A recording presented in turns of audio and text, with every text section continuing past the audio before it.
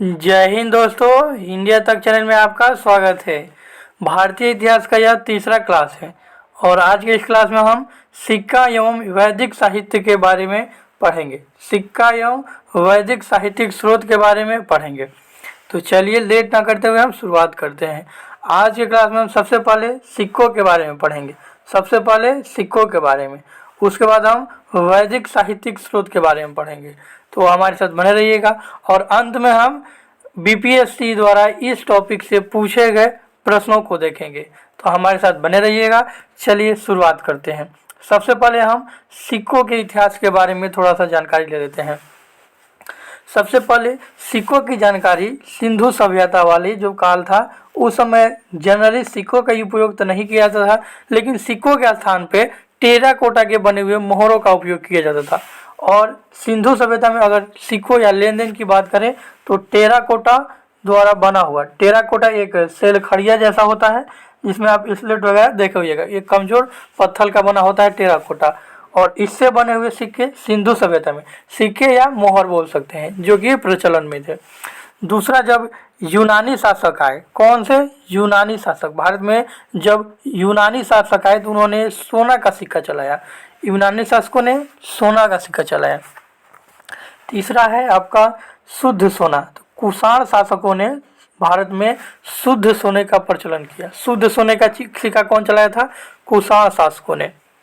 उसके बाद देखिए शुद्ध सोना, देखिए अब तीन, यहाँ सोना आपको तीन जगह दिखेगा, शुद्ध सोना, सोना और सर्वाधिक सोना। तो सर्वाधिक सोना गुप्त शासकों ने चलवाए थे। सर्वाधिक सोना गुप्त शासकों ने बनवाए थे या उसको लागू किए थे या चालू किए थे। इन तीनों में अंतर कैसे रखेंगे और याद कैसे रखेंगे? सबसे पहले यूनानी आए तो उन्होंने सिक्कों का चलाया, तो बहुत कम ही मात्रा में वो लोग चलाए थे। उसके बाद शुद्ध सोना, शुद्ध सोना मतलब प्योरली सोने का बना हुआ सिक्का कुषाण शासकों ने चलाया। और सर्वाधिक सोना, कोई भी चीज़ बहुत अधिक मात्रा में बनेगा तो वो क्या हो जाएगा? आपका अशुद्ध हो जाएगा। तो यहाँ अशुद्ध सोना भी पूछता है या सर्वाधिक सोना पूछता है, ये आपको गुप्त काल में, ठीक है। तो आपको तीनों ध्यान रखना है। अगला है चांदी का सिक्का। तो विक्रमादित्य ने चांदी का सिक्का चलवाया था। विक्रमादित्य ने चांदी का सिक्का चलवाया था। अगला है आपका आहत सिक्का। आहत सिक्का में आपको दो चीज़ें ध्यान रखनी है, पंचमार्क और आहत सिक्का। कौन कौन सा? पंचमार्क और आहत सिक्का। इन दोनों में आपको ध्यान क्या रखना है? इन दोनों में ध्यान रखना है कि ये दोनों मौर्य काल में जो सिक्के चलाए गए थे उन्हें कहा जाता है। तो आहत सिक्का और दूसरा है आपका पंचमार्क सिक्का, ये मौर्य काल में चलाए गए सिक्के हैं। दोनों सिक्के ध्यान रखना है। अगला है मयूर सिक्का। मयूर सिक्का का मतलब है कि इन सिक्कों पे मयूर का चित्र बना रहता था और उसमें साथ में समुद्रगुप्त को भी दिखाया गया है। तो समुद्रगुप्त के शासन के समय मयूर सिक्का चलाया गया था जिसपे मयूर और साथ ही में समुद्रगुप्त का उस पर चित्र बना हुआ रहता था। तो यह समुद्रगुप्त के द्वारा चलाया गया था। भारत में ये इम्पोर्टेंट है, आपको ध्यान रखना है कि सातवाहनों ने शीशा का सिक्का प्रचलन में लाया था। कौन सा सिक्का? शीशा का सिक्का। शीशा मतलब ग्लास का जो शीशा होता है उसका बना हुआ सिक्का कौन चलवाए थे? सातवाहनों ने। चमड़ा का सिक्का शिहाबुद्दीन ने चलवाया था। अब ये चीज़ें आपको यहाँ कंफ्यूज कर सकती है कि चमड़ा का सिक्का हुमायूं ने कब चलवाया और शिहाबुद्दीन ने कब चलवाया। तो ये दोनों आपको ध्यान रखना है। जब हुमायूं ने चौसा के युद्ध में, हुमायूं जब हार गया था तो वो गंगा नदी में छलांग लगा दिया था। तो उस समय शिहाबुद्दीन नामक एक व्यक्ति था जो नाव चला रहा था, उसने इस हुमायूं को वहाँ से बचाया था। किसने? शिहाबुद्दीन ने हुमायूं को बचाया था चौसा के युद्ध में। तो हुमायूं ने इस वचन दिया था कि तुम मेरे यहाँ आना दिल्ली में, हम तुमको एक दिन का राजा बनाएंगे। तो जब शिहाबुद्दीन हुमायूं के यहाँ गया दिल्ली में तो उन्होंने उसको एक दिन का राजा बनाया था और उसी ने शिहाबुद्दीन ने क्या किया था?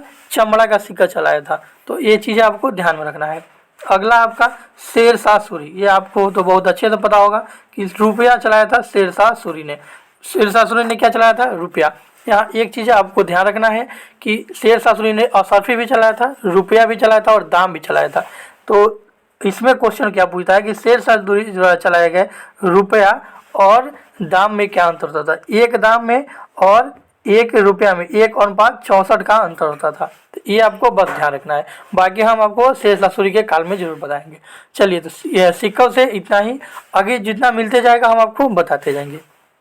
जो जो काल में है। हालांकि ये बात आपको ध्यान रखना है, ये जितने हैं और जो भी काल हम पढ़ाएंगे उसमें सभी में मिलेंगे। हालांकि यहाँ थोड़ा सा हम स्पेशल सिक्कों के बारे में एक जगह बता दिए हैं ताकि आप इसका स्क्रीनशॉट लेकर के थोड़ा सा ध्यान में रख सकें। चलिए आगे हमारा है वैदिक साहित्य। वैदिक साहित्य से ही क्वेश्चन पूछे गए हैं बीपीएससी में, सिक्कों से क्वेश्चन अभी तक नहीं पूछे गए हैं। अब वैदिक साहित्य की शुरुआत करते हैं। वैदिक साहित्य की बात करें तो भारत में 4 वेद हैं। भारत में 4 प्राचीन वेद हैं, जिसमें सबसे प्राचीन वेद है ऋग्वेद। कौन सा सबसे प्राचीन वेद है? ऋग्वेद। दूसरे के बाद दूसरा वेद है, ये मतलब कि ऋग्वेद के बाद का वेद है सामवेद। तीसरा जो आपका यजुर्वेद है और चौथा है अथर्ववेद। इन चारों वेदों के बारे में हम एक एक करके डिटेल में पढ़ेंगे ताकि इनसे क्वेश्चन पूछे गए हैं और ये छूटे भी नहीं। सिर्फ आपको बीपीएससी ही नहीं देखना है, अगर आप अदर एग्जाम के लिए भी देख रहे हैं तो आपको कोई प्रॉब्लम ना हो। ऋग्वेद की बात करें तो ऋग्वेद यह सबसे पुराना है। सबसे पुराना वेद कौन सा है? ऋग्वेद है।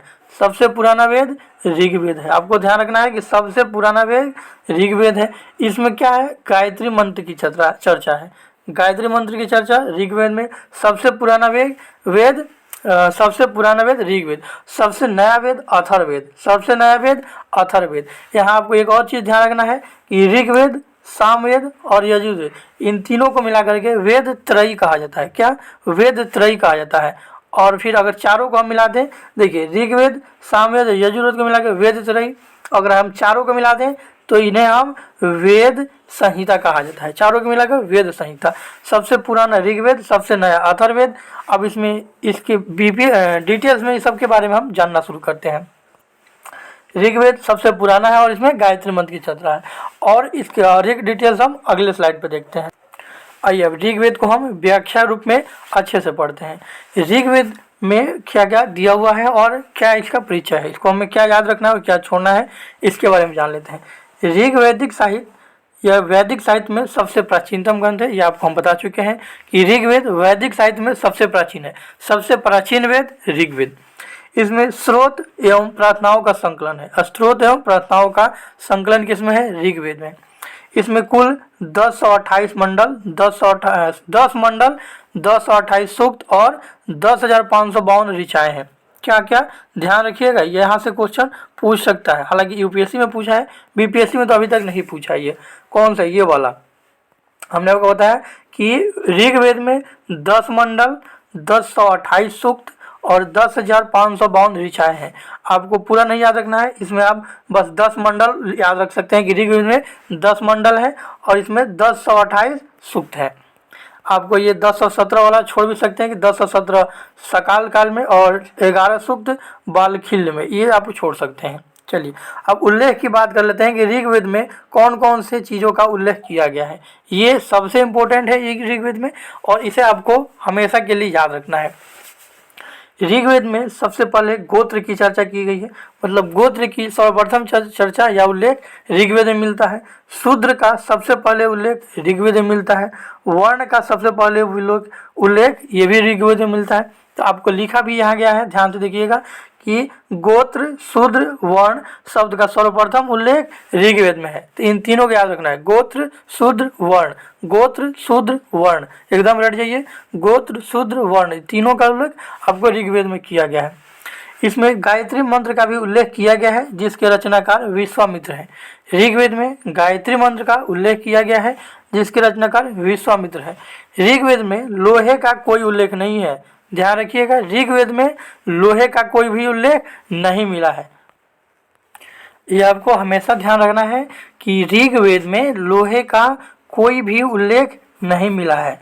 आपको लोहे से हम बताते चलें कि ताम्रपाषाण काल में तांबा, उसके बाद आपका आया था कौन सा, हमने पढ़ा हड़प्पा सभ्यता, उसमें कांसा, और वैदिक सभ्यता में आपको लोहे का प्रचलन शुरू हुआ था। कौन सा? लोहा, वैदिक सभ्यता। लेकिन वेद के अनुसार ऋग्वेद में इसका कोई भी उल्लेख नहीं है लोहे का, आपको ध्यान रखना है। ऋग्वेद के नदी सूक्त में, कौन सा? ऋग्वेद के नदी सूक्त में। तो इसमें कितनी नदियों की चर्चा है? तो ऋग्वेद के नदी सूक्त में 21 नदियों की चर्चा है। कितना? ऋग्वेद के नदी सूक्त में 21 नदियों की चर्चा है। आइए और फैक्ट देख लेते हैं। ऋग्वेद का 9वां मंडल, कौन सा? ऋग्वेद का 9वां मंडल। इसमें कुल 114 सूक्त हैं। ये सभी सूक्त सोम देवता को समर्पित हैं। किनको समर्पित है? सोम देवता को समर्पित है। आपको याद रखना है कि ऋग्वेद का 9वां मंडल कौन सा? ऋग्वेद का 9वां मंडल सोम देवता को समर्पित है। इतना ही आपको याद रखना है, 114 सूक्त नहीं याद रखना है, बस इतना याद रखना है कि ऋग्वेद का 9वां मंडल कौन सा? ऋग्वेद का 9वां मंडल किसको समर्पित है? सोम देवता को समर्पित है।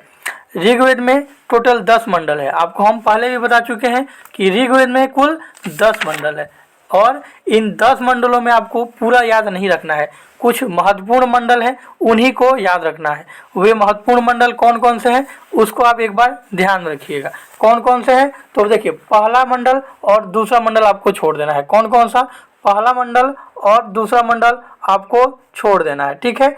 तीसरा मंडल आपको याद रखना है। तीसरा मंडल कौन सा है? तो ऋग्वेद का तीसरा मंडल विश्वामित्र को समर्पित है। ऋग्वेद का तीसरा मंडल विश्वामित्र को समर्पित है, ठीक है। उसी तरह आपको चौथा मंडल छोड़ देना है। पांचवा मंडल याद रखना है। ऋग्वेद का पांचवा मंडल अत्रि को समर्पित है। किनको? अत्रि को। अत्रि मुनि जो थे उन्हीं के लिए समर्पित है ऋग्वेद का पांचवा मंडल। वैसे ही ऋग्वेद का छठा मंडल भारद्वाज को समर्पित है। किनको? भारद्वाज को। ऋग्वेद का छठा मंडल भारद्वाज को समर्पित है। वैसे ही ऋग्वेद का सातवां मंडल, ऋग्वेद का सातवां मंडल वशिष्ठ ऋषि को समर्पित है। किनको? वशिष्ठ को। और ऋग्वेद का आठवां मंडल छोड़ देना है आपको। ऋग्वेद का आठवां मंडल छोड़ देना है। नौवां मंडल आपको अभी हमने बता दिया कि नौवां मंडल सोम को समर्पित है। तो इस तरह से आपको याद रखना है कि ऋग्वेद का तीसरा मंडल विश्वामित्र को, पांचवा मंडल अत्रि को, छठा मंडल भारद्वाज को, सातवां मंडल वशिष्ठ को और ऋग्वेद का 9वां मंडल सोम देवता को समर्पित है। ये आपको बस इतना ही याद रखना है। अगर पूरा नहीं याद होता है तो आप बस 9वां मंडल याद रखिए। 9वां मंडल से हालांकि बीपीएससी पूछ चुका है तो शायद ही आप उसको रिपीट करें, तो दूसरा मंडल भी आपको ध्यान में रखना है। अगला है, ऋग्वेद के पुरोहित को होता या होत्री कहा जाता था। ऋग्वेद को जो जानकार थे या पुरोहित थे उन्हें होत्री या होता कहा जाता था। ऋग्वेद का ब्राह्मण ग्रंथ, ऋग्वेद का ब्राह्मण ग्रंथ है ऐतरेय ब्राह्मण ग्रंथ और कौशिकी ब्राह्मण ग्रंथ। हालांकि सभी वेद का अपना अपना ब्राह्मण ग्रंथ है। इनमें दो इम्पोर्टेंट है। किसका? ऋग्वेद का। ऋग्वेद का ब्राह्मण ग्रंथ ऐतरेय और कौशिकी, यही दो है और ये दोनों आपको ध्यान में रखना है। ऋग्वेद का ब्राह्मण ग्रंथ कौन कौन सा है? ऐतरेय और कौशिकी ब्राह्मण ग्रंथ। वैसे ही ऋग्वेद का ब्राह्मण ग्रंथ हो ही गया। ऋग्वेद के 10वें मंडल में 10वें मंडल के पुरुष सूक्त में एक इम्पोर्टेंट चर्चा है। किसकी? तो वर्ण शब्द की या बोले तो शूद्र शब्द की। किसकी? वर्ण और शूद्र की चर्चा किसमें? ऋग्वेद के 10वें मंडल के पुरुष सूक्त में। ये आपके लिए इम्पोर्टेंट है, इसको याद पक्का रखिएगा कि ऋग्वेद के 10वें मंडल के पुरुष सूक्त में, किसमें? ऋग्वेद के 10वें मंडल के पुरुष सूक्त में शूद्र शब्द की चर्चा है। शूद्र शब्द की चर्चा किसमें है? ऋग्वेद के 10वें मंडल के पुरुष सूक्त में शूद्र शब्द की चर्चा है। हालांकि ऋग्वैदिक काल जो है, प्रारंभिक ऋग्वैदिक काल में जातियाँ नहीं थी, लेकिन जैसे जैसे पॉपुलेशन जनसंख्या बढ़ते गया तो लोगों को उनके वर्ण मतलब काम के आधार पर उन्हें बांट दिया गया। जैसे कि अगर कोई लोहा का काम करता था तो उसे लोहार कह दिया गया, जो कपड़ा धोने का काम करता था उसे धोबी कह दिया गया। तो ऋग्वेद के स्टार्टिंग में कोई कास्टिज्म नहीं था, लेकिन जैसे ही कुछ जनसंख्या बढ़ा, कुछ धार्मिक लोग बढ़े, उन्होंने काम के आधार पर लोगों का विभाजन किया ताकि उन क्षेत्रों की पहचान किया जा सके। तो ये आपको ध्यान रखना है। ऋग्वेद के 10वें मंडल के पुरुष सूक्त में आपको शूद्र शब्द की सबसे पहली बार चर्चा है। चलिए अब आगे बढ़ते हैं, ऋग्वेद को देखते हैं। ऋग्वेद में एक महत्वपूर्ण उसका युद्ध का उल्लेख किया गया है। ऋग्वेद के 7वें मंडल में, कौन सा? 7वें मंडल में दशराग युद्ध या 10 राजाओं का युद्ध का चर्चा किया गया। ध्यान रखिएगा, दशराग युद्ध या 10 राजाओं के युद्ध का चर्चा किया गया है। यह कौन से नदी? तो यह परुष्णी नदी या रावी नदी के तट पे लड़ा गया था। इसमें भाग कौन कौन से लिए थे? तो देखिए, दशराग युद्ध सबसे पहले यह ऋग्वेद के 7वें मंडल में इसका उल्लेख है। ऋग्वेद के 7वें मंडल में दशराग युद्ध का क्या है? चर्चा है। इसमें प्रत्येक पक्ष में आर्य एवं अनार्य देवताओं की भागीदारी थी। मतलब एक आर्य और अनार्य के बीच हुआ यह युद्ध था। इस परुष्णी अर्थात रावी नदी के तट पर लड़ा गया था। इसमें दो पक्ष थे, दोनों कौन कौन से थे इसको ध्यान रखना है आपको। ये दोनों कौन कौन से थे? तो एक था भारतों के राजा सुदास, मतलब एक साइड से सुदास जिसमें त्रिशूर राजवंश, दूसरे साइड था पंचजन्य तथा 5 लघु जनजातियों के दोनों मुक्त रूप से, मतलब एक साइड से 10 राजा थे, दूसरे साइड से सुदास राजा थे। कौन थे? सुदास। हालांकि अकेले होते हुए भी इन्होंने 10 राजाओं को हराते हुए जो है यह युद्ध जीत लिया था। दूसरे साइड से, इस साइड से 10 और इस साइड से देखिए यहाँ लिखा भी है 10 और इस साइड से सिर्फ 2 ही राजा थे। तो इन दोनों में फिर भी सुदास राजा क्या हुए थे? विजयी हुए थे। अब इनमें 2 चीज़ें क्वेश्चन कहाँ से पूछता है ये ध्यान रखिए। सबसे पहले इसमें क्वेश्चन पूछेगा कि दसराग युद्ध किस नदी के किनारे हुआ था, तो ये आपका हो जाएगा परुष्णी या रावी नदी के किनारे। ठीक है, तो ये आपको पहला ये याद रखना है। दूसरा इसमें ये भी पूछता है कि यह ऋग्वेद के कौन से मंडल में इसका उल्लेख है, तो ऋग्वेद के 7वें मंडल में। उसके बाद यहाँ से अगला क्वेश्चन पूछता है कि ऋग्वेद में भारतों के राजा सुदास के गुरु कौन थे, तो सुदास के गुरु थे आपका कौन थे? ध्यान रखिएगा, सुदास के गुरु थे वशिष्ठ। कौन थे? वशिष्ठ। और साथ ही जो अन्य 10 राजा थे पंचजन्य तथा 5 लघु जनजातियों के राजा जो थे, इन्हें हम अलग नाम से भी जानते हैं, जिसे पुरु कबीला के नाम से भी हम जानते हैं। कौन सा अलग नाम इनका? पुरु कबीला। तो ये पुरु कबीला वाले थे, इनके गुरु विश्वामित्र थे, इनके गुरु थे वशिष्ठ। तो ये भी ध्यान रखना है कि वशिष्ठ, क्योंकि पूछा भी था वशिष्ठ के क्षेत्र से, और पुरु वाले ये विश्वामित्र के क्षेत्र से ये लड़ाई हुआ था। साथ ही आर्य और अनार्य में भी यह लड़ाई हुआ था। भारत राजा सुदास ये आर्य थे, ये अनार्य थे, तो इन दोनों में लड़ाई हुआ था। और इसी युद्ध को हम दसराग युद्ध के नाम से भी जानते हैं। तो दसराग युद्ध में आपको क्या क्या याद रखना है कि दसराग युद्ध ऋग्वेद के 7वें मंडल में इसका उल्लेख है। दूसरा, इसमें आर्य और अनार्यों के बीच हुआ था। तीसरा, यह पौरुषणी अथवा रावी नदी के किनारे हुआ था। चौथा, इसमें विजयी कौन हुआ था, तो इसमें विजयी अंतिम रूप से इसमें विजयी सुदास हुए थे, और जिनके गुरु थे पुरोहित या गुरु थे वशिष्ठ। साथ ही जो हार गए, मतलब जो अभिजीत थे, उनका जो गुरु थे वो विश्वामित्र थे। तो दोनों में आपको ध्यान रखना है। तो ये तो इस तरह से हमारा ये आपका ऋग्वेद कंप्लीट हो गया। ऋग्वेद में हमने क्या क्या पढ़ा? ऋग्वेद में अभी हमने जो लास्ट में पढ़ा ये था आपका दसराग युद्ध, और उससे पहले हमने ऋग्वेद के बारे में इसके सूक्त स्रोत, तो इसमें याद कौन कौन सा रखना था ये भी आपको ध्यान रखना है। याद करने के लिए आप ये तो ऑलरेडी याद हो गया होगा कि प्राचीन ग्रंथ है, इसमें क्या दिया गया है? तो स्रोत एवं प्रार्थनाओं का संकलन है, किसमें? ऋग्वेद में। और बाकी चीज़ें अमान रहे। बाकी आपको ये उल्लेख जो है इसमें ना, ये आपको इम्पोर्टेंट है, इसको आपको हर हाल में याद रखना है। जैसे गोत्र, शूद्र और वर्ण की चर्चा, गायत्री मंत्र की चर्चा, नदी सूक्त में नदियों का उल्लेख, नवा मंडल सोम को समर्पित, ये आपको याद रखना है। पुरोहित को होता कहा जाता था, ये आपको हमेशा के लिए याद रखना है। अब आपका हमारा ये कंप्लीट हो गया कौन सा? ऋग्वेद। अब चलते हैं ऋग्वेद के बाद हमारा दूसरा वेद है सामवेद के बारे में पढ़ना। दूसरा हमारा वेद है सामवेद। जहाँ से हमने चारों शुरू किए थे वहीं पे हम आ चुके हैं। दूसरा हमारा वेद है सामवेद। साम का शाब्दिक अर्थ होता है संगीत। क्या? साम का शाब्दिक अर्थ होता है संगीत। चलिए आगे बढ़ते हैं। साम का शाब्दिक अर्थ संगीत होता है, आपको पहले ही बता चुके हैं। दूसरा वेद हमारा है सामवेद। और देखिए ये दूसरा, ये क्रमशः आपको याद रखना है, क्योंकि कभी कभी क्रम भी पूछ देता है किसी किसी एग्जाम में, तो आपको ध्यान रखना है। साम का अर्थ होता है संगीत या गान। इसमें जो है संकलन था, यज्ञ जो होता है ना उसके अवसर पर गाए जाने वाले मंत्रों का संग्रह था। कौन सा? मंत्रों का संग्रह था। वैसे ही भारतीय संगीत का जो उत्पत्ति है, सारे गा मा पा के जो सुर हैं वे सामवेद से ही लिए गए हैं। तो भारतीय संगीत का जो उत्पत्ति है कहाँ से हुआ है? सामवेद से हुआ है। ये आपको ध्यान रखना है। कहाँ से? सामवेद से। सामवेद के बारे में अगली जानकारी है। देखिए साम का अर्थ हमने पढ़ ही लिया कि साम का अर्थ होता है संगीत या गान। यह इसमें यज्ञ के अवसर पर गाए जाने वाले गीतों और मंत्रों का उल्लेख या संग्रह था। अब इन मंत्रों को जानकार, जैसे कि ऋग्वेद के जानकार को हम होत्री कहते थे, वैसे ही सामवेद के मंत्रों के जानकार या गाने वाले पुरोहित को उद्गाता कहा जाता था। क्या? उद्गाता। सामवेद के मंत्रों को गाने वाले पुरोहित या जानकार को उद्गाता कहा जाता था। सामवेद में कुल 1875 ऋचाएँ हैं। अब इसकी शाखाएँ भी हैं। किसकी? सामवेद की कुछ शाखाएँ भी है, जिसको आपको याद रखना है। सामवेद की कुल 3 शाखाएँ हैं, या कुल तो बहुत सारी है, आपको मुख्य 3 शाखाएँ याद रखना है। कौन कौन सा? कौथुमीय शाखा, राणायनीय शाखा और जैमिनीय शाखा।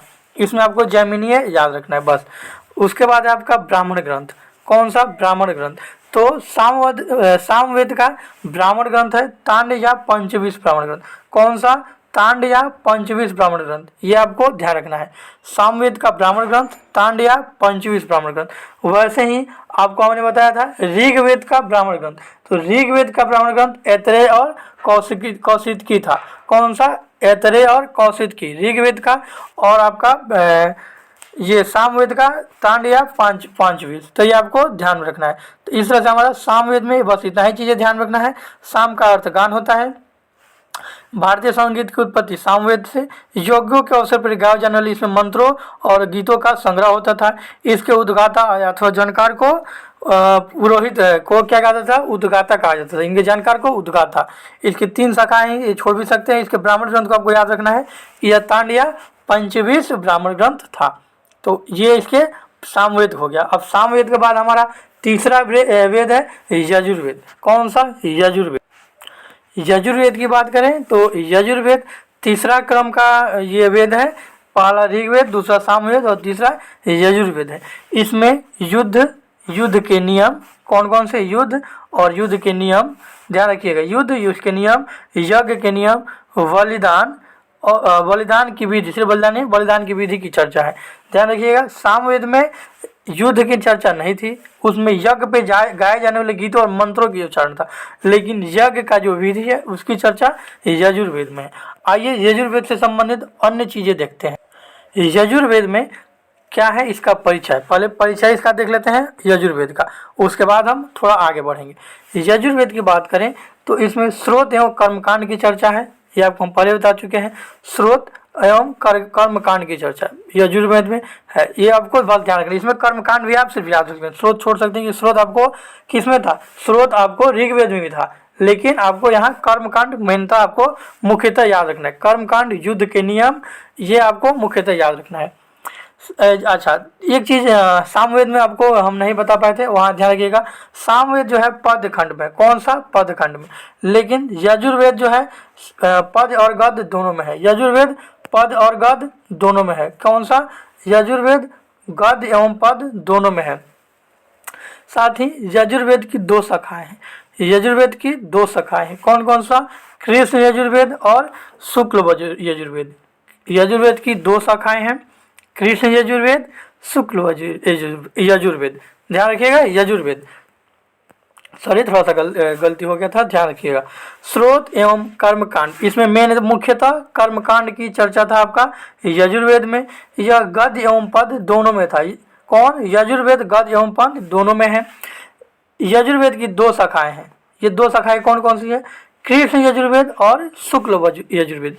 कृष्ण यजुर्वेद जो है यह गद्य खंड में है। कौन सा? गद्य में, ये गद्य एवं पद में है। ध्यान रखिएगा। कृष्ण यजुर्वेद, ये थोड़ा सा याद करें, देखिए कृष्ण भगवान ज्यादा होते हैं, ठीक है, तो कृष्ण से आपको याद रखना है गद्य एवं पद, मतलब 2 में। और शुक्ल यजुर्वेद यह केवल पद में था, तो शुक्ल यजुर्वेद केवल पद में था। याद कैसे रखेंगे? तो देखिए इसमें युद्ध की चर्चा है, तो महाभारत का युद्ध कृष्ण भगवान ने करवाया था, ठीक है, तो वे दोनों पक्ष थे, ये युद्ध करवाना भी चाहते थे और नहीं भी करवाना चाहते, तो वे दोनों पक्ष में थे, इसलिए आप वहाँ से याद रख सकते हैं कि कृष्ण यजुर्वेद यह इसमें युद्ध की चर्चा था, तो यह गद्य एवं पद दोनों में है। शुक्ल यजुर्वेद इसमें केवल पद में है। चलिए अंतिम भाग इसका जो है यजुर्वेद का अंतिम भाग का नाम है ईशोपनिषद। कौन सा? ईशोपनिषद। ईशो उपनिषद आपको ध्यान रखना है, ये किसका भाग है? यजुर्वेद का अंतिम भाग है, इसे ईशोपनिषद के नाम से जाना जाता है। इसमें आध्यात्मिक चिंतन से यह संबंधित है। इसमें क्या दिया गया है? आध्यात्मिक चिंतन। इसके ब्राह्मण ग्रंथ की बात करें तो इसके ब्राह्मण ग्रंथ है शतपथ एवं तैत्तिरीय। ध्यान रखिएगा, शतपथ एवं तैत्तिरीय, शतपथ एवं तैत्तिरीय, 2-4 बार बोलिएगा, याद हो जाएगा। शतपथ एवं तैत्तिरीय, ये किसके ब्राह्मण ग्रंथ है? ये ब्राह्मण ग्रंथ है आपको कौन सा? ध्यान रखिएगा, यजुर्वेद के ब्राह्मण ग्रंथ शतपथ एवं तैत्तिरीय। यहाँ फिर से आप रिपीट करिए। ऋग्वेद का ब्राह्मण ग्रंथ ऐतरेय एवं कौशिकी। कौन सा? ऋग्वेद का ब्राह्मण ग्रंथ ऐतरेय एवं कौशिकी। ऋग्वेद का ऐतरेय एवं कौशिकी। सामवेद का पंचविंश, सामवेद का पंचविंश, सामवेद का पंचविंश। और ब्राह्मण और यजुर्वेद का ब्राह्मण ग्रंथ आपका है शतपथ एवं तैत्तिरीय। तो ये आपको ध्यान रखना है। इसके जानकार को कौन सा, इसके जानकार मतलब कि यजुर्वेद के जानकार को अथर्वी कहा जाता है। कौन सा, अथर्वी। तो अथर्वी किसको कहा जाता है, यजुर्वेद के जानकार को। साथ ही कर्म कांडों को संपन्न कराने वाले पुरोहित। तो जाहिर सी बात है इसमें कर्म कांड की चर्चा थी यजुर्वेद में। अब जो ये संपन्न कराएगा वो इसका जानकार ही संपन्न कराएगा ये कर्म कांड। तो इसको क्या कहा जाता था, अथर्वी। अथर्वी। तो कहीं जानकार पूछेगा, कहीं क्या पूछेगा, पुरोहित पूछेगा। तो आपको ध्यान रखना है, कहीं ज्ञाता पूछेगा। तो इसके यजुर्वेद के जो है जानकार अथर्वी थे। वैसे ही ऋग्वेद के होत्री थे और सामवेद के कौन सा थे, सामवेद के उद्गाता थे। ऋग्वेद का अथर्वी। तो इस तरह से तीसरा वेद हो गया। अब इसमें इसके कुछ भाग है, जैसे कि ब्राह्मण ग्रंथ जो था इसका शतपथ और तैत्तिरीय। तो इसके शतपथ ब्राह्मण ग्रंथ में कुछ इंपॉर्टेंट फैक्ट है जिसे आपको ध्यान में रखना है। ऋग्वेद के शतपथ ब्राह्मण ग्रंथ कौन सा, उसमें भी शुक्ल यजुर्वेद का शतपथ ब्राह्मण ग्रंथ में इसमें पुनर्जन्म का सिद्धांत दिया गया है। कौन सा, ऋग्वेद के नहीं, यजुर्वेद के शतपथ ब्राह्मण ग्रंथ में पुनर्जन्म का सिद्धांत दिया गया है। किसका सी, पुनर्जन्म का सिद्धांत दिया गया है। इसमें पुनर्जन्म, साथ ही जल प्लवन की कथा भी दी गई है और भी इसमें बहुत सारे फैक्ट दिए गए हैं। तो सबसे पहला पुनर्जन्म, उसके बाद आपका जल प्लवन का भी इसमें चर्चा किया गया है। पुनर्जन्म की इसमें चर्चा है। इसमें पुरूरवा और उर्वशी का व्याख्यान भी है। पुरूरवा और उर्वशी का व्याख्यान है। इसमें पुरुषमेध यज्ञ का भी वर्णन किया गया है। पुरुषमेध में यज्ञ का ये वर्णन यजुर्वेद में किसमें, यजुर्वेद के शतपथ ब्राह्मण में किया गया है। ये आपको ध्यान में रखना है। इसमें पत्नी को ध्यान रखिएगा, यजुर्वेद में पत्नी को पति का अर्धांगिनी कहा गया है। ये इंपॉर्टेंट है, बस ये आपको ध्यान रखना है कि यजुर्वेद के शतपथ ब्राह्मण ग्रंथ में इसमें पत्नी को पति की अर्धांगिनी कहा गया है। साथ ही इसमें कुरु और पंचाल को वैदिक सभ्यता के सर्वश्रेष्ठ प्रतिनिधि बताया गया है। कुरु और पंचाल को वैदिक सभ्यता के सर्वश्रेष्ठ प्रतिनिधि बताया गया है। इसमें राजसूय यज्ञ की चर्चा है। किसमें, शतपथ ब्राह्मण में राजसूय यज्ञ की चर्चा है। साथ ही आपको बिहार से इसमें हम एक रिलेटेड बात बता देते हैं कि इसमें बिहार के संदर्भ में प्रथम जानकारी हमें शतपथ ब्राह्मण से ही मिलती है। शतपथ ब्राह्मण से ही बिहार के बारे में पहली जानकारी हमें प्राप्त होती है। चलिए, अब ये हमारा ऋग्वेद, इस तरह से ऋग्वेद तो पहले ही कंप्लीट हो गया था। इस तरह से हमारा ये यजुर्वेद भी कंप्लीट हो गया। यजुर्वेद में हमें याद रखना था, इसमें कर्मकांड की चर्चा है। ये गद्य एवं पद दोनों में है। इसका अंतिम भाग ईशोपनिषद है। इसके ब्राह्मण ग्रंथ शतपथ और तैत्तिरीय है। इसके जानकार या इसके पुरोहित को अथर्वी कहा जाता है। इसका एक शतपथ ब्राह्मण था जो कि बहुत इंपॉर्टेंट है और उनके जो है पुनर्जन्म का सिद्धांत है। साथ ही इसमें पत्नी को पति की अर्धांगिनी कहा गया है। ये किसमें, यजुर्वेद में। तो इस तरह से हमारा यजुर्वेद कंप्लीट हो गया। अब हम अगले वेद की तरफ बढ़ते हैं। हमारा अगला और अंतिम वेद है अथर्ववेद। कौन सा, अथर्ववेद। हमारा अगला और अंतिम वेद है अथर्ववेद। यह भी इम्पोर्टेंट है, यह सबसे बाद का वेद है। देखिए, ये जो तीनों वेद हम तो अभी तक कर चुके हैं, ऋग्वेद, सामवेद और यजुर्वेद, इन्हें वेद त्रयी कहा जाता है। कौन सा, वेद त्रयी कहा जाता है।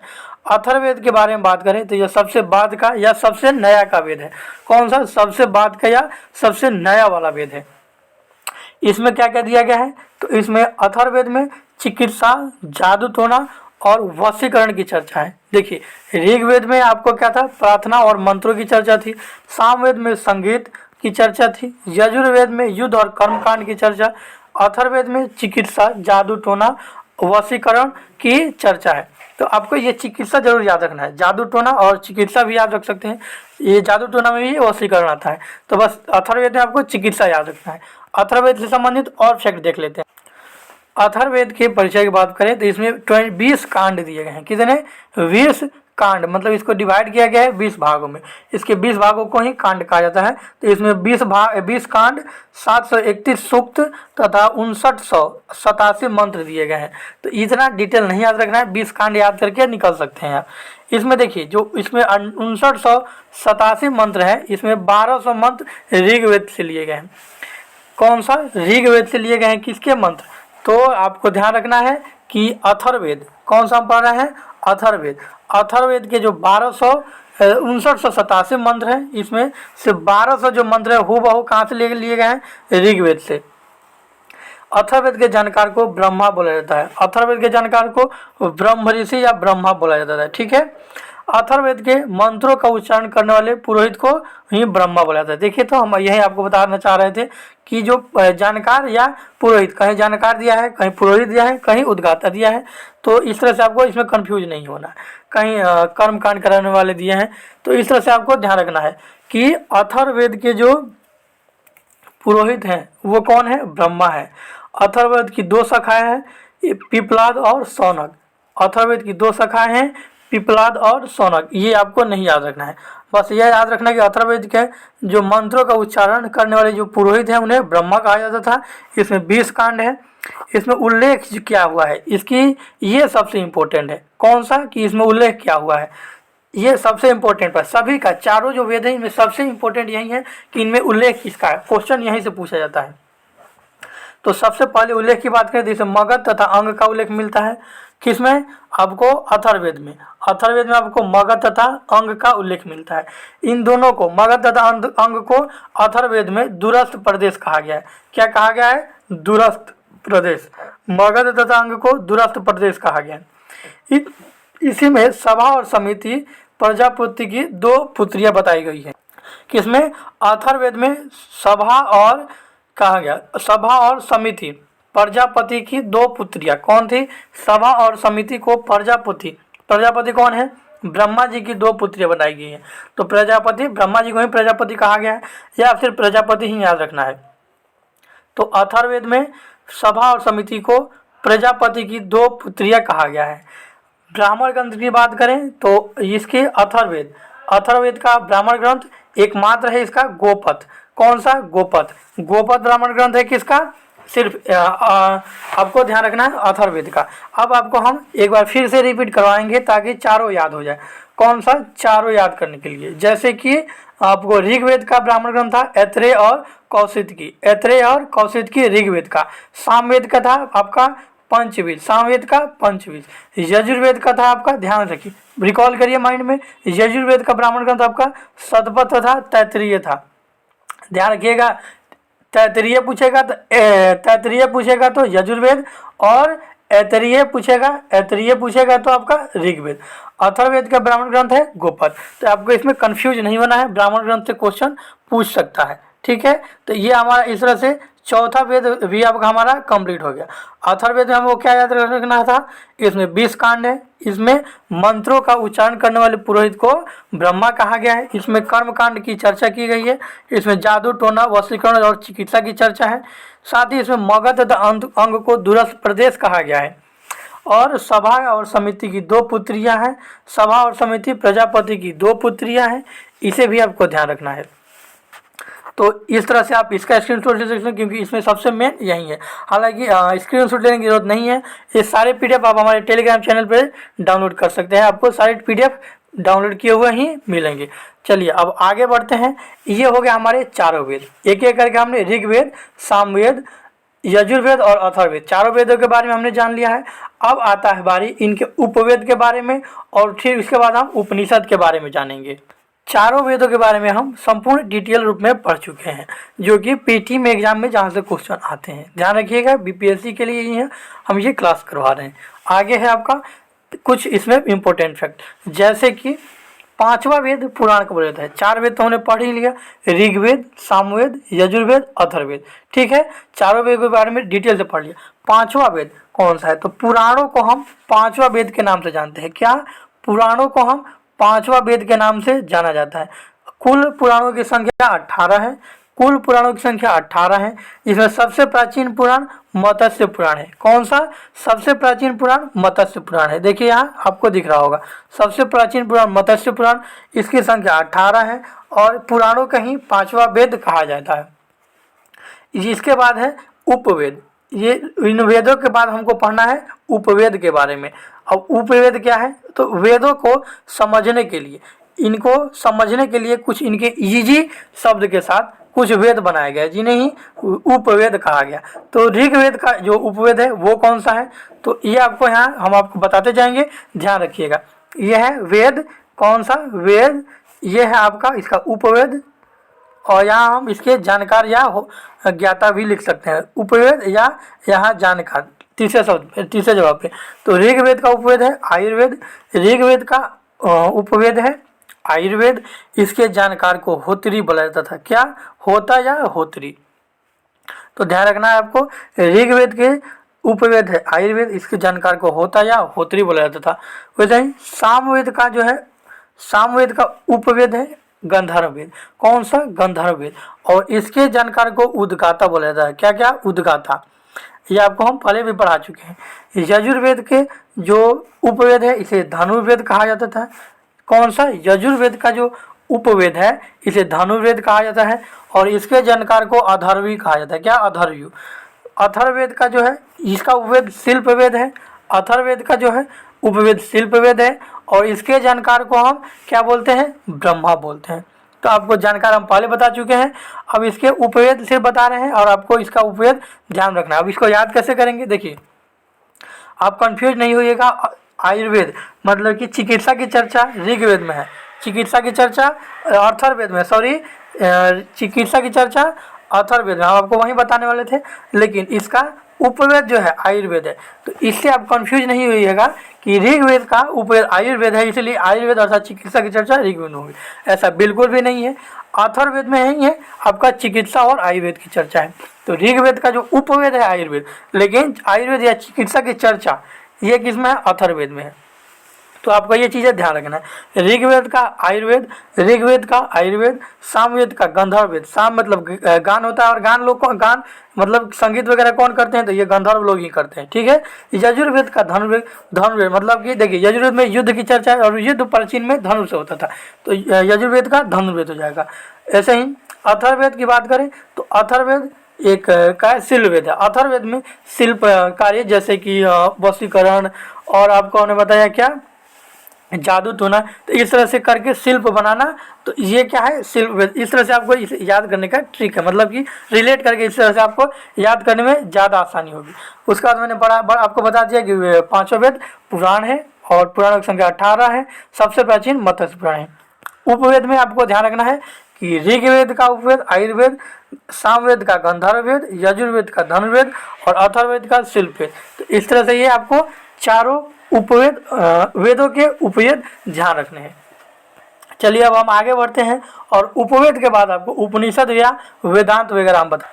चलिए अगला हमारा स्लाइड है उपनिषद के बारे में। उपनिषद भी वैदिक साहित्य से ही संबंधित है, और उपनिषद को हम वेदांत भी कहते हैं। जैसे वेदों का कुछ भाग जो समझ से परे था लोगों को, तो उसे सरल बनाने के लिए उसका उपनिषद का हमें क्या किया गया, उपनिषद का रचना किया गया। उपनिषद जो है दर्शन पर आधारित है, और ये सभी शब्द इसके दर्शन पर संबंधित है।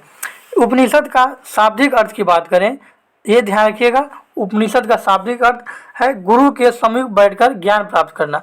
गुरु के समीप मतलब गुरु के पास बैठकर ज्ञान की प्राप्ति करना, ये उपनिषद का अर्थ है। उपनिषदों की कुल संख्या 18 है। उपनिषदों की कुल संख्या कितनी है, 18 है, ये आपको ध्यान रखना है। लेकिन इसमें से सिर्फ 11 ही महत्वपूर्ण है। कितनी, 11 ही उपनिषद महत्वपूर्ण है।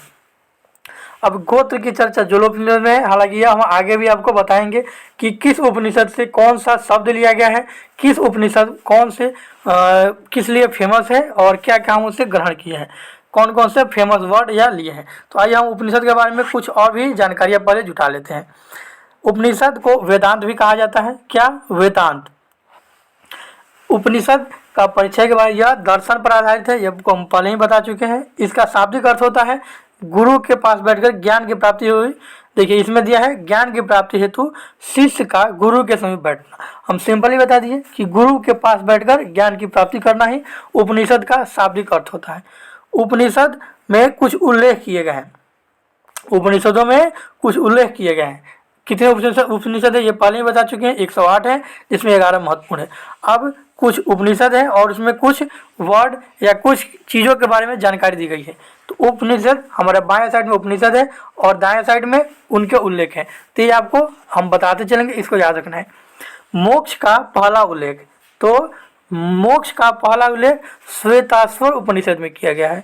मोक्ष का पहला उल्लेख, मोक्ष मूछ नहीं, ध्यान रखिएगा। मोक्ष मतलब होता है ज्ञान की प्राप्ति और सांसारिक चीज़ों से मुक्त हो जाना ही मोक्ष कहलाता है। जैसे कि गौतम बुद्ध और जैन ऋषियों ने क्या किया था, प्राप्त किया था मोक्ष, वो वाला मोक्ष है। और इसका पहला उल्लेख श्वेताश्वर उपनिषद में। अगला है याज्ञवल्क्य या गार्गी संवाद। याज्ञवल्क्य या गार्गी संवाद यह बृहदारण्यक उपनिषद में है। उसके बाद ये दोनों उतना इम्पोर्टेंट नहीं है जितना कि ये तीसरा इम्पोर्टेंट है। तीसरा आपको ध्यान रखना है, इसमें क्या है, तो ये है ब्रह्मचर्य, गृहस्थ, वानप्रस्थ, ये 3 आश्रम का चर्चा छांदोग्य उपनिषद में है। ये 3 मानव, सामान्य मानव के रूप में यह 3 आश्रम है। इसमें एक और आश्रम है जो कि और जोड़ा जाएगा। देखिए छांदोग्य उपनिषद, तो छांदोग्य से छल कपट हो सकता है, ठीक है। छांदोग्य का मतलब हुआ छल कपट, और छल कपट इंसान किस में करता है, देखिए जब इंसान जब तक मुक्त नहीं हो जाता है तब तक वो छल कपट करते रहता है। तो ब्रह्मचार्य अवस्था में भी इंसान छल कपट कर सकता है, गृहस्थ अवस्था में छल कपट कर सकता है। वानप्रस्थ का मतलब है कभी वो साधु बन गया, कभी फिर से मतलब कि नॉर्मल इंसान है, तो ये वानप्रस्थ का अवस्था हो गया। पूर्णतः ज्ञान की प्राप्ति नहीं होना वानप्रस्थ है। तो इन तीनों में छल कपट कर सकता है, इसलिए इसे छांदोग्य उपनिषद में रखा गया है। तो ये याद करने का ट्रिक हो गया। हालांकि ये जरूरी नहीं कि ये तीनों छल कपट करेगा इसलिए छांदोग्य उपनिषद में है। तीनों छल कपट कर सकते हैं, ये याद करने के लिए रिलेट करके हम बताएं कि ऐसा हो सकता है, याद करने के लिए आसान रहेगा। तो क्या है, ब्रह्मचर्य, गृहस्थ और वानप्रस्थ, इन तीनों की चर्चा किसमें है, छांदोग्य उपनिषद। उसी में है सत्य काम और जबाल की कथा की चर्चा भी है छांदोग्य उपनिषद में। यह उतना इंपॉर्टेंट नहीं है। इन सब में सबसे ज़्यादा इंपॉर्टेंट की बात करें तो यही है कि तीनों गृहस्थ आश्रम का चर्चा छांदोग्य उपनिषद में। वैसे ही अब चौथा गृहस्थ आश्रम में मिला दीजिए, तो चौथा आपका होता है संन्यास। इसमें चारों आश्रम ब्रह्मचर्य, गृहस्थ, वानप्रस्थ और चौथा होता है संन्यास। तो इसमें क्या नहीं था, देखिए छांदोग्य उपनिषद में आपका संन्यास नहीं था, लेकिन जाबोल उपनिषद में संन्यास आ गया। तो देखिए छांदोग्य उपनिषद में 3 था जिसमें हम छल कपट कर सकते थे, लेकिन चौथा जब आ गया जिसमें हम छल कपट नहीं कर सकता। सन्यासी होने के बाद इंसान सारी सांसारिक चीज़ों से मुक्त हो जाता है, इसलिए इसे जाबोल उपनिषद में, मतलब चौथा भी आ गया तो यह जाबोल उपनिषद में है, ये ध्यान रखना है बस। अब अगला है मुंडोक उपनिषद। सत्यमेव जयते हम लिए हैं मुंडोक उपनिषद से। मुंडोक उपनिषद से मुंडोकोपनिषद, मुंडोक उपनिषद से हम लिए हैं सत्यमेव जयते, जो कि हमारा राष्ट्रीय वाक्य भी है। और कठोपनिषद से हम यम नचिकेता का प्रसंग लिए हैं। कहाँ से, कठोपनिषद से यम नचिकेता का प्रसंग लिए हैं। अगला कुछ आदर्श वाक्य है और उससे किस वेद या उपवेद या बोले तो उपनिषद से लिया गया है, इसे आपको ध्यान रखना है। ओम भूर्भुवः स्वः अर्थात गायत्री मंत्र की चर्चा। पूरा गायत्री मंत्र है ओम भूर्भुवः स्वः तत्सवितुर्वरेण्यं भर्गो देवस्य धीमहि धियो यो न प्रचोदयात्। यह गायत्री मंत्र है जो माँ गायत्री को समर्पित है। इसके रचनाकार विश्वामित्र है। कौन, विश्वामित्र है। और यह ऋग्वेद में इसकी चर्चा, यह ऋग्वेद से लिया गया है। कहाँ से, ऋग्वेद से। सत्यमेव जयते यह मुंडकोपनिषद से लिया गया है। यह भारत का राष्ट्रीय वाक्य भी है। वसुधैव कुटुंबकम यह महोपनिषद से लिया गया है। देखिए वसुधैव कुटुंबकम, ओम भूर्भुवः स्वः गायत्री मंत्र के ये मंत्र, हमें मंत्र जो भी इनकी चर्चा ऋग्वेद में है, इसलिए ऋग्वेद से आप याद रख सकते हैं गायत्री मंत्र। सत्यमेव जयते हमारा राष्ट्रीय वाक्य है, इसे आपको याद रख लेना है मुंडोक उपनिषद। हालांकि हमको लगता है आपको मैक्सिमम लोग को ये पता भी होगा।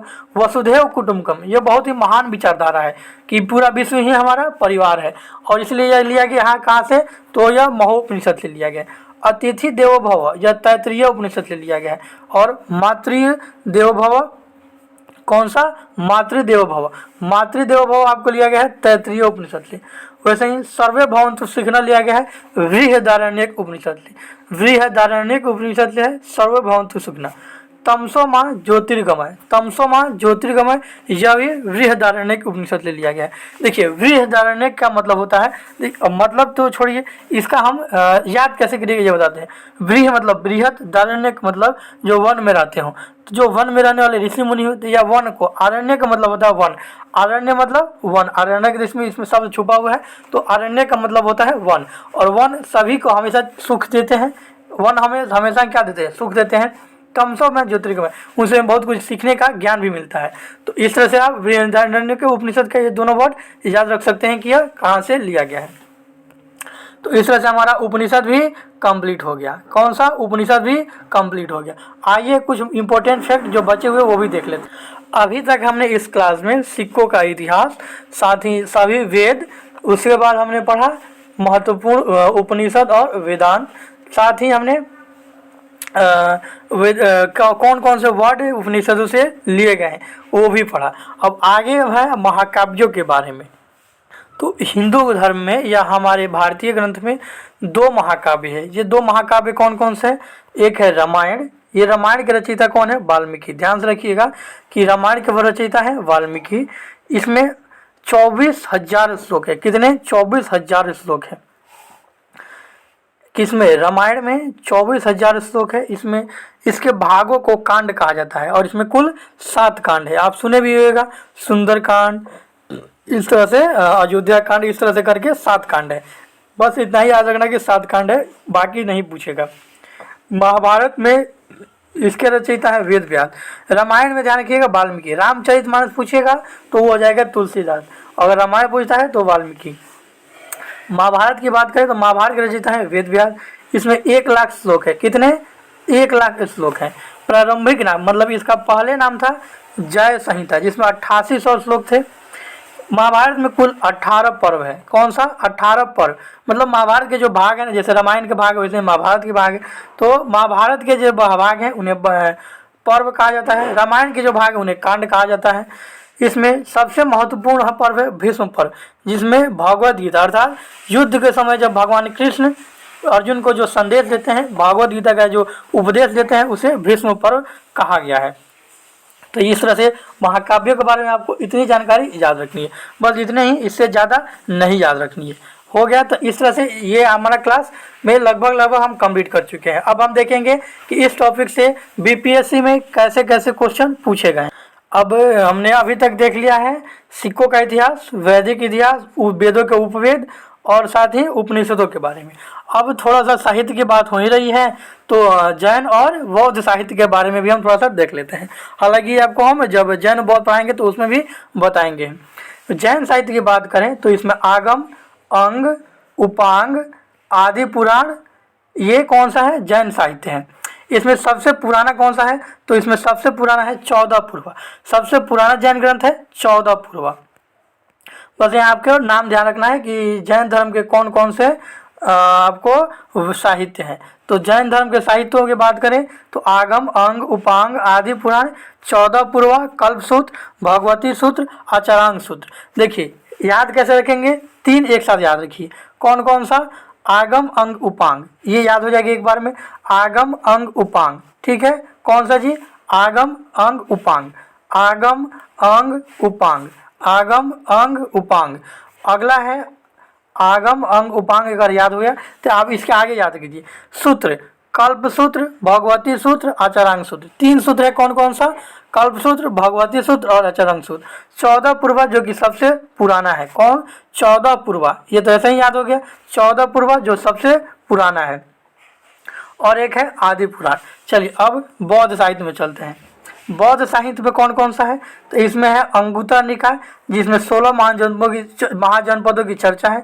जातक, जिसमें बुद्ध के पुनर्जन्म या सभी जन्मों की कथा है। बुद्ध के सभी जन्मों की कथा है। ललित विस्तार, ललित विस्तार में बुद्ध के उनके देखिए जातक में उनकी बुद्ध की प्राचीन ग्रंथ या कहानियाँ हैं। ललित विस्तार में उनके जन्म की कहानियाँ हैं। उसके बाद है त्रिपिटक। कौन सा? त्रिपिटक। तो त्रिपिटक में कौन कौन सा जाएगा? विनय पिटक, शुद्ध पिटक और अभिधम पिटक। ये बौद्ध धर्म के ग्रंथ है। विनय पिटक में प्रवेश की चर्चा है। शुद्ध पिटक इंसाइक्लोपीडिया मतलब इसमें ज्ञान है। अभिधम्म पिटक में बुद्ध धर्म के कर्मकांडों से संबंधित है। तो इस तरह से हमारा वैदिक कालीन साहित्य कंप्लीट होता है और हम बढ़ते हैं वैदिक कालीन साहित्य के प्रश्नों की ओर कि बीपीएससी इस टॉपिक से कैसे कैसे क्वेश्चन पूछता है। तो इससे सिर्फ सिक्कों से क्वेश्चन नहीं पूछा गया है बीपीएससी में। आइए देख लेते हैं किससे पूछा गया है, किससे नहीं पूछा गया है, खुद आपके सामने आ जाएगा। पहला क्वेश्चन है बीपीएससी का, जो कि बीपीएससी 42वीं प्री 97-98 में पूछा गया था कि प्रसिद्ध मतलब कि फेमस राजाओं का युद्ध किस नदी के तट पर लड़ा गया। मतलब प्रसिद्ध 10 राजाओं का युद्ध किस नदी के तट पर लड़ा गया। ये आपको हम बहुत जोर दे के पढ़ाए थे, ध्यान देखिएगा। ये परुष्णी नदी पर लड़ा गया था। कहाँ पे? परुष्णी नदी। कौन सी नदी? परुष्णी नदी, जिसे हम लोग रावी नदी के नाम से भी जानते हैं। इसमें युद्ध किसके बीच हुआ था? आर्यों और अनार्यों के बीच। इसमें विजयी कौन हुआ था? तो अंतिम रूप से विजयी इसमें आपको सुदास हुआ था, जिसके गुरु थे सुदास के गुरु थे विश्वामित्र। तो नहीं थे, विश्वामित्र अपोजिट साइड के थे और इसके गुरु थे सुदास के गुरु थे आपको वशिष्ठ। ध्यान रखिएगा, सुदास के गुरु वशिष्ठ थे। ये वही वशिष्ठ है जो राम के भी गुरु रहे थे। कौन? भगवान जो राम है उनके भी गुरु वशिष्ठ रहे थे। तो ये आपको यहाँ व्याख्या से याद हो गया। गंगा और कावेरी, देखिए गंगा और कावेरी के बारे में इसमें नहीं दिया गया। गंगा शब्द की सिर्फ 2 बार चर्चा है, ब्रह्मपुत्र की चर्चा नहीं है, परुष्णी नदी की चर्चा है और इसमें यहाँ पे दसराग युद्ध हुआ था। तो आपको याद रखना है कि प्रसिद्ध दसराग युद्ध परुष्णी अर्थात रावी नदी के तट पर हुआ था। अगला क्वेश्चन है, ये भी आपको हम बढ़ा चुके हैं। ऋग्वेद का कौन सा मंडल पूर्णतः सोम को समर्पित है? तो ऋग्वेद का 10वां मंडल नहीं, 9वां मंडल किसको समर्पित है? तो ऋग्वेद का 9वां मंडल सोम को समर्पित है। ये भी आपको हम बहुत अच्छे से याद करवाए हैं, 2-4 बार से ज़्यादा आपको पढ़ाए हैं कि ऋग्वेद का 9वां मंडल जिसमें 114 क्या थे? सूक्त थे। ये सभी किसको? सोम को समर्पित है। किस देवता को? सोम देवता को। और साथ ही इसको हम याद करवाए थे कि ऋग्वेद का 3रा मंडल विश्वामित्र को, 5वां मंडल अत्रि को, 6ठा मंडल तीसरा, देखिए 3रा मंडल को किसका था? विश्वामित्र, तीसरा विश्वामित्र, उसका चौथा छोड़ के पांचवा था अत्रि, 6ठा था भारद्वाज, 7वां वशिष्ठ, 8वां आपको छोड़ देना था, 9वां सोम देवता को और 10वां विमदा या इंद्र को समर्पित था। तो ये आप थोड़ा सा याद रख सकते हैं। इसमें 9वां पूछू का है, 9वां मंडल सोम को समर्पित है। अगला देखते हैं। अगला क्वेश्चन है ऋग्वेद संहिता का 9वां मंडल पूर्णतः किसको समर्पित है? ये क्वेश्चन आपका बीपीएससी 1995 प्री में बीपीएससी 40वीं की परीक्षा 1995 में पूछा गया था और पूछा है कि ऋग्वेद संहिता का 9वां मंडल किसको समर्पित है? तो ऋग्वेद संहिता का 9वां मंडल सोम और इसके पेय पर आधारित नामकृत देवता। ध्यान रखिएगा, सोम का मतलब ये जो हम लोग सोम रसपान मतलब कि जो शराब पिया जाता है ना, इसका भी नाम सोम ही है। ध्यान रखिएगा, क्या इसको भी वैदिक काल में सोम ही बोला जाता था और साथ ही सोम देवता के नाम पर भी इसे रखा गया है। तो 9 मंडल सोम को समर्पित है, साथ ही पेय पर नामकृत देवता भी इससे रिलेटेड है, मतलब सोम नामक पेय भी होता था। अगला क्वेश्चन है गायत्री मंत्र किस पुस्तक में मिलता है? तो ये तो मंत्र है, आपको हम बता चुके हैं कि गायत्री मंत्र की चर्चा ऋग्वेद में किया गया है। कहाँ पे? गायत्री मंत्र की चर्चा ऋग्वेद में किया गया है। अगला क्वेश्चन नहीं है। मतलब इस तरह से हमारा ये वैदिक कालीन साहित्य और सिक्का कंप्लीट हो गया। सिक्कों से बीपीएससी अभी तक क्वेश्चन नहीं पूछा है, ऋग्वैदिक कालीन से पूछा है तो वो आपको हमने करा दिया। अब ऋग्वैदिक काल बचा हुआ है, मतलब ऋग्वैदिक काल में समाज कैसा था, राजा कौन था, कैसे क्या समाज बटा हुआ था, इसके बारे में हम अगले वीडियो में पढ़ेंगे। हमने सिर्फ इसमें ऋग्वैदिक कालीन साहित्यों के बारे में पढ़ा है, जिसमें 4 वेद, उनके उपवेद, उसके बाद उपनिषद, फिर हमने महाकाव्य पढ़ा और फिर हमने बौद्ध और जैन साहित्य के बारे में पढ़ा। तो वैदिक कालीन साहित्य हम पढ़ चुके हैं। इस तरह से हमारा वीडियो कंप्लीट होता है। अगर आपको कोई क्वेश्चन है तो आप हमें कमेंट करके बता सकते हैं, या कोई और आप टॉपिक पढ़ना चाहते हो या कोई वीडियो देखने में कोई समस्या भी आ रही है तो भी हमें ज़रूर बताएं। आपका सजेशन का हमें इंतजार रहेगा, कमेंट करके आप हमें ज़रूर बताएं। साथ ही अगर वीडियो पसंद आता है तो हम लाइक करें और दोस्तों में शेयर करें। Thanks for watching. जय हिंद।